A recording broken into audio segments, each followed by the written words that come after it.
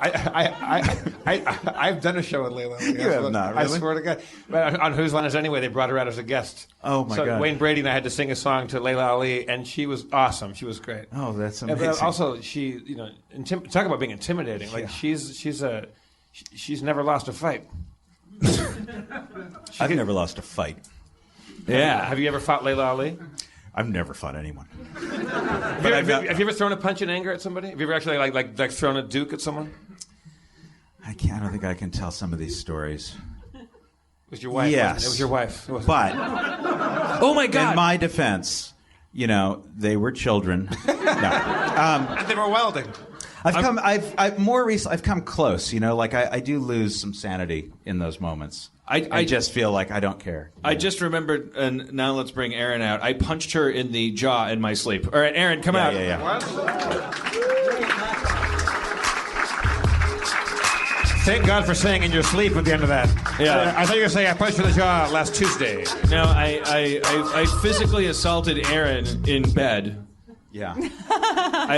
We had just watched Demolition Man, and I fell asleep, and in my dream I was fighting Sylvester Stallone in a ring, like I was boxing him, and he kept punching me, and I was getting so frustrated because your arms aren't moving right, and then I finally and I woke up and something was weird in the bed, like I had moved, and my fiance is in bed next to me going, ow, massaging her jaw. Wow. And I'm so slowly, I punched. I've done it. I mean, I have, and my excuse really was, it's so lame, but my wife Mitch, said, when you and I were together, there was a big apology. He almost never punches. No, but I said, what's the matter with you? You just punched me. You woke me up. I said, well, I was defending you, which I really thought at the time, because that was what was happening in the dream. But yeah, it's fine. I mean, Dan, we've talked about this on the show before. Dan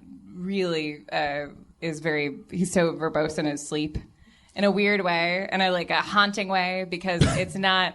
It's riveting. I imagine. I think most people, when they speak in their sleep, sound kind of drunk or disoriented, but Dan speaks very clearly and very frightening, weird non sequiturs.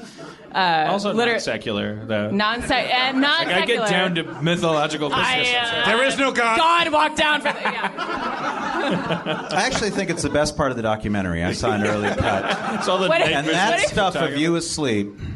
What if you spoke in your sleep, but it was all gospel? Yeah, Dan speaks in his sleep a lot, and we actually the other night when I was watching when Dan falls asleep, I'll watch a shitty movie for comfort, and we've talked about this before. This is after you've watched Demolition Man. Then you'll watch it. Then they'll go lowbrow. Yeah, okay. Got it. Yeah. There's Dan's version of a shitty movie, and there's my version of a comforting movie, like My Best Friend's Wedding, or et cetera, et cetera. And Dan will wake up in the middle of his sleep and say, well, I mean, if you're not in love, I mean, well, why don't you just fuck everybody at the wedding and just fall back asleep? And I feel all the shame because it doesn't feel like he's talking in his sleep. She actually, this is not a real, a couple of nights ago. It's a one-sided thing because you got don't up and remember left any the of bedroom it. because I was about to fall asleep, and this is a milestone in our relationship.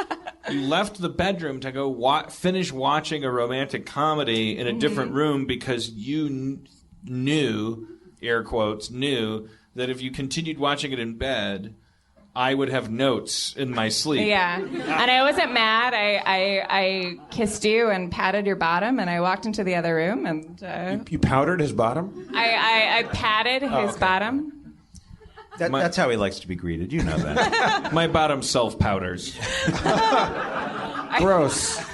No, that's beautiful. That's not gross. Gross. I think that's beautiful. Yeah, thank you. I got up. He woke up in his sleep again and had a criticism for the very shitty movie I was watching, which is like telling somebody that Cheetos are bad for you. Yes, I know. But I'm sleeping.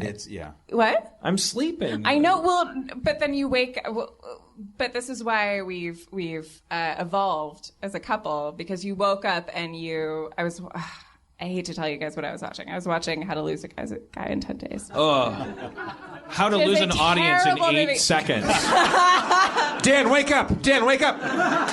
Dan, you just did it again, Dan. Fuck that movie. Which is a terrible Fuck that movie. And it's like watching it as a woman, like it's really shame like on you. sexist and crazy. But like mad about it. just the way the truth is that I like Matthew McConaughey's voice is like a song. Then watch True Detective. I do. Wow. It's so interesting. So, Yeah. True Detective, yeah. True Detective on HBO. It's the only show you got to check out. It's a serialized miniseries, so it's eligible for a different award category. The truth is that like I'm so into True Detective. I wanted more McConaughey, and I was watching Then watch it. Dallas Buyers Club. Dude. here it comes. Yeah. If you're a redneck with AIDS, what you gonna do when your society's made your mockery of you and your health care? You're gonna go bring to bear new vitamins from Mexico.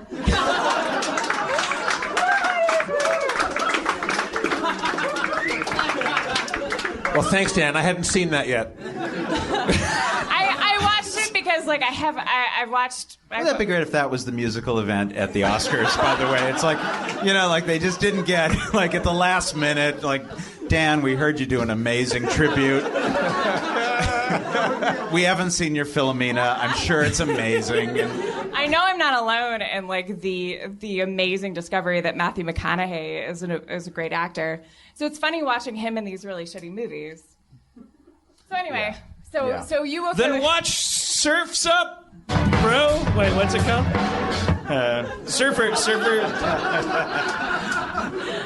Anyway, Dan woke up out of his sleep and criticized the movie, and I was like, Good. you know what? I'm gonna go to the other room because I know this is wrong.